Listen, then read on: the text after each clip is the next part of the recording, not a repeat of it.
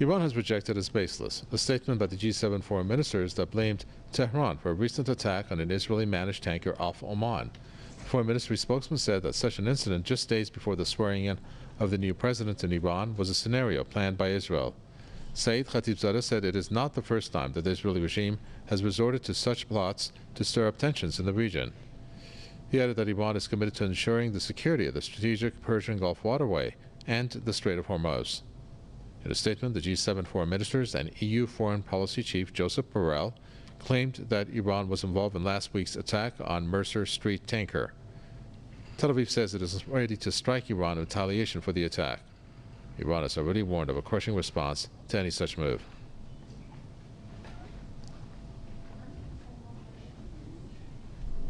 Marcus Papadopoulos is a historian and analyst who joins us from London.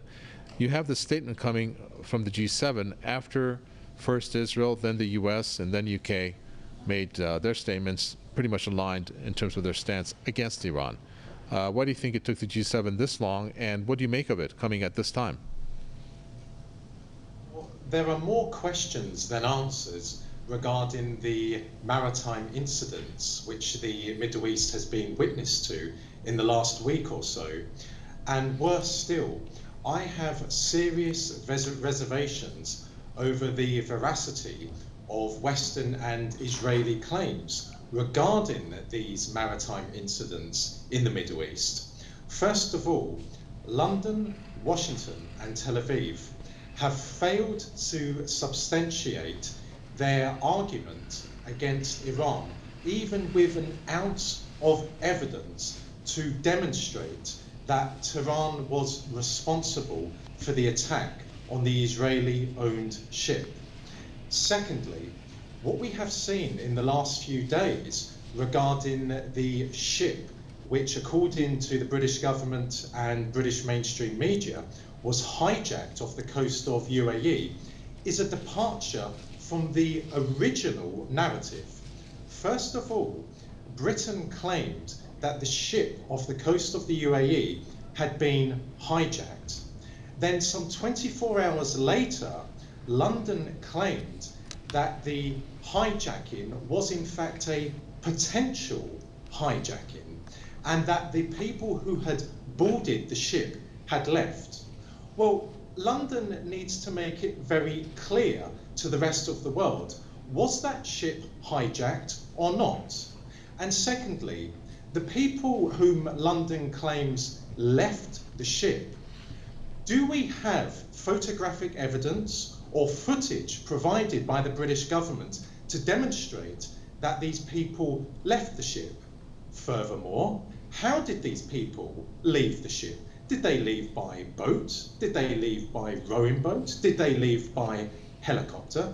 It is simply fanciful for the British government to make what is a very serious claim, and in particular to hold Iran responsible for the hijacking of this ship, when the British government is not putting forward any evidence to demonstrate that it was hijacked in the first place. But then none of this should come as any surprise to us, because the Americans and the British have made empty allegations against numerous governments for decades now, governments who pursue independent foreign policies in geostrategic parts of the world.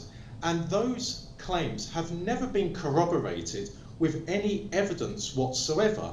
But the Americans and the British are not deterred from making such allegations because they know that both in Britain and in America there is an absence of a free and independent press. Therefore, British mainstream media and American mainstream media will not scrutinise the allegations against Iran being made by London and Washington regarding the maritime incidents. Why? Because British and American mainstream media outlets are part of the British and American establishments respectively. And I would also not be surprised if these incidents occurred as a way of the Americans, the British and the Israelis giving the new Iranian president a baptism of fire, so to speak. Yeah, I'm looking at a list of statements that the Iranian embassy in the UK actually issued on this, Marcus Papadopoulos, that backs what you have said in so many words. And I'm going to review just a couple of them, or a few of them, in order to give this a little bit more depth. The Iranian embassy in the UK first saying that we were informed by our counterparts earlier today on the first incident that all issues regarding the merchant ships in the Persian Gulf and the bigger area is over. But the Iranian embassy said there was no information confirmed about incidents. And then it says August 1st, Iran was accused of this drone attack on Mercer Street off the Oman coast. We asked for evidence. No shred of it is produced.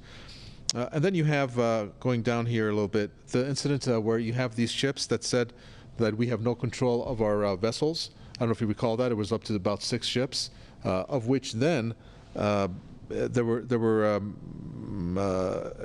some statements that came from the UN, from the Iran Supreme National Security Council, that said that Israel has actually brought to the UAE equipment that can actually is capable of doing just that, take the steering away from these vessels, of which then it's said that the UAE and Israel in conjunction with each other may be up to some activities of that nature. What do you make of that last point that I made? Well, I do not believe that neither Britain nor America wish to embark on a military campaign against Iran. After all, a Western military campaign against Iran would result in bloodshed in the region. It would seriously destabilize British and American interests in the Middle East, most notably on the Arabian Peninsula, such as in Saudi Arabia. But nonetheless, the British and the Americans would like to see the destruction of the Iranian Revolution, but they will go about that in other ways, most notably through economic warfare. However, Israel would most like to see Britain and America embroiled in a war with Iran.